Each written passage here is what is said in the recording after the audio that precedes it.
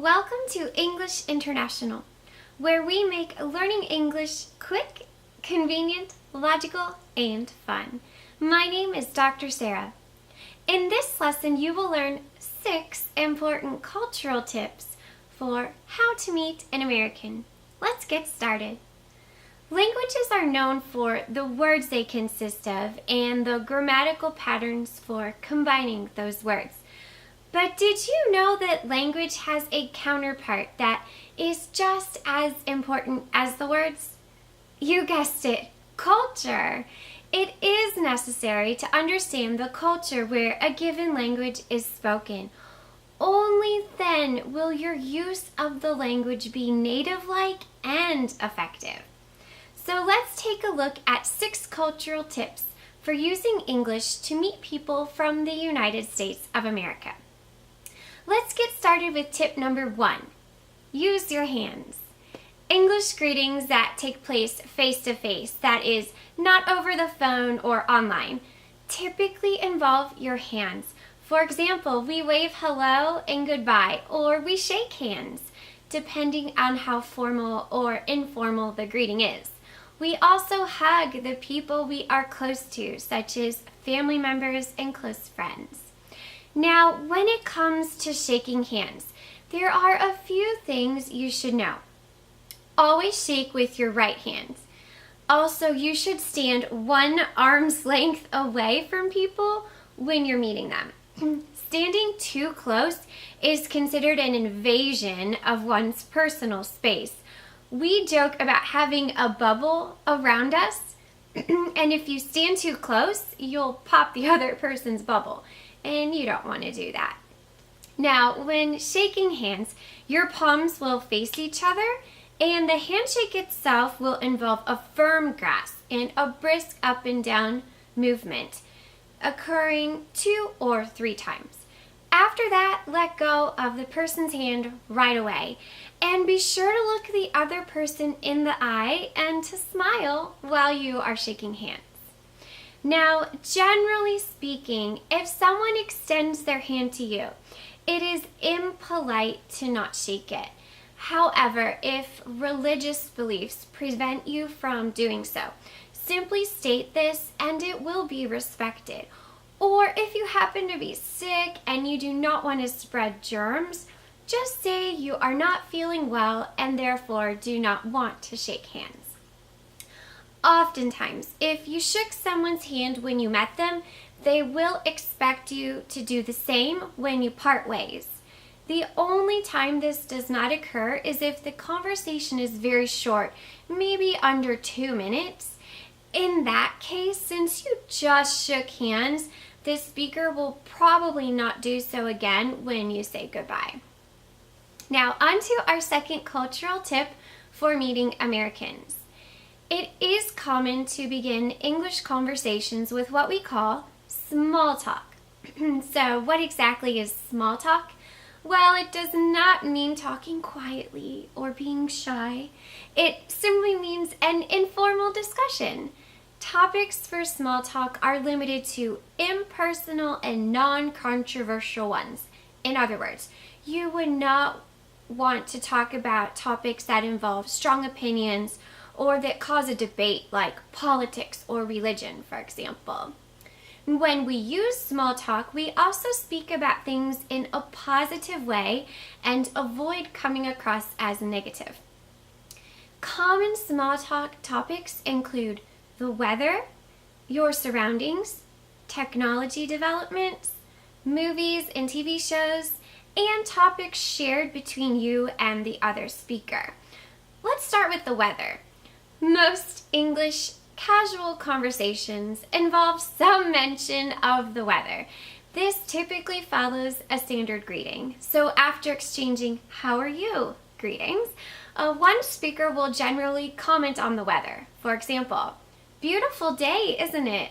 Or, "What great weather, huh?"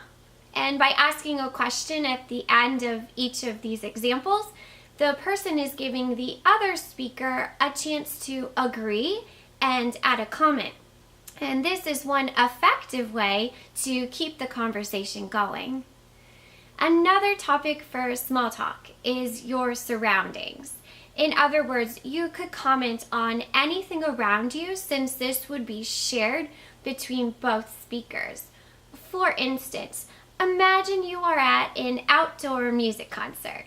You could make small talk about how nice the venue is. You could also mention the food or drinks or how much you are enjoying the music. Great music tonight, don't you think? Or, have you tried the food yet? It's really good.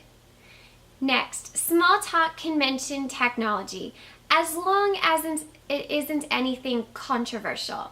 For example, you could ask, is that the new smartphone? Or, did you get a new phone? You can do the same for the vehicle the other person's driving. Hey, did you get a new car? How do you like it? Now, fourth, small talk often discusses new movies or TV shows. You would simply ask, hey, have you seen the new Superman movie? Or if you already saw the movie, you could say, I saw that new Superman movie last weekend. And this gives the other speaker a chance to keep the conversation going by asking you what you thought of the film. And lastly, small talk can include any topic that is shared among the speakers. So if you are taking the same class, you might ask about the homework assignment or how the other person did on a recent test. If you are at a party together, you could discuss the music or the food. And if you are waiting for a business meeting to start, you could make small talk by asking how a project is coming along. So now, on to our next cultural tip. Introduce yourself. If you want to meet people, do not wait for someone to come up to you. Americans are direct communicators. We are quite comfortable introducing ourselves to people regardless of the setting. If you need help knowing just what to say, check out the English International video lesson titled How to Introduce Yourself in English. Once you have mastered the pattern of English introductions, try them out. It is perfectly acceptable to begin a conversation with a stranger by introducing yourself. Next, if you want to feel successful when meeting new people, you will want to move past initial introductions. One way to do that is by finding common ground. In other words, try to make a connection with the other person or find a common interest. Now, a connection refers to how people know each other. Maybe you will find that you have a friend in common or you have worked at the same place. Now, having a common interest means that you like the same thing. For example, maybe you both enjoy golfing or you both love Italian food. And the best way to find these connections is by asking questions. Start with what you already know about the person and build out from there. Now, on to our fifth cultural tip for meeting Americans. Learn a little. The goal of initial conversations is to learn enough that you could have a second conversation. So you will want to learn enough about the other person that you could follow up with them if and when you see them again. There are two ways to do this, and both involve asking questions. First, you could ask information questions using the very common WH questions. Those include who, what, when, where, why, and well, not technically beginning with WH, we also include how in this category. Some examples of WH questions when meeting someone include, how do you know, plus a name, or how long have you lived in, plus a city. When did you start working at, plus a company name, or where are you from, and what do you do for fun? As for our second category of questions, they are called yes-no questions. Each of these questions will require a yes or no for the answer. They typically begin with the be verb and auxiliary or helping verbs, including do, did, have, has, had, should, can, could, will, or would. Now, here are a few examples of yes/no questions for meeting someone. Have you been here long? Have you been here before? Do you know plus a name? Is the food good? Do you live around here? Now, whether you choose a WH or yes/no question, the goal is the same.